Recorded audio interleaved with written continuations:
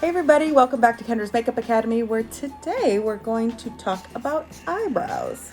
Ooh, eyebrows are hard sometimes. Having your brows professionally shaped is going to give you a complete different look than if you are trying to shape them yourselves, unless you're some sort of expert. I can't be trusted, frankly. I'm an overplucker. I do recommend before you shape your brows to get rid of any stray hairs that might be going around under here. I'm going to show you on one eye what it looks like if I fill with a light brow pencil, and on the other eye if I fill with a dark brow pencil. Sometimes people aren't sure which ones to choose, so this might help you.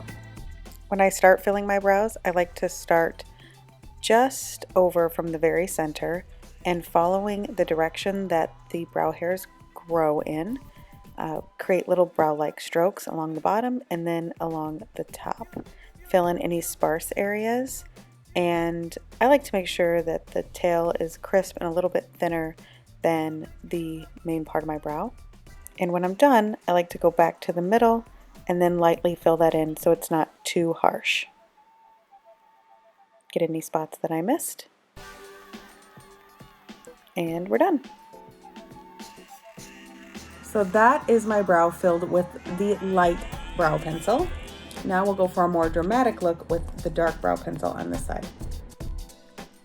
I'm going to speed this up a little bit as the process is literally exactly the same. Follow the way that your hairs grow. Start with the bottom, the top, fill in the sparse areas.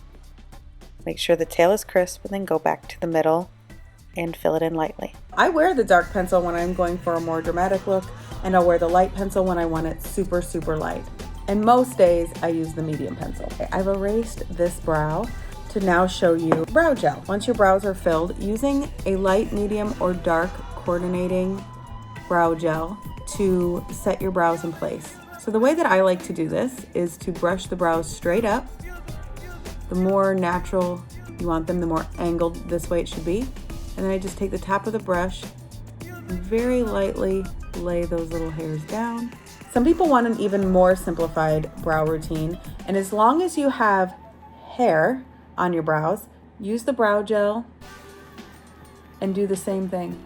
If you have some gray or light colored hairs, this is an amazing way to cover those hairs and to have them all the same color. And again, just brush them up and then comb them over.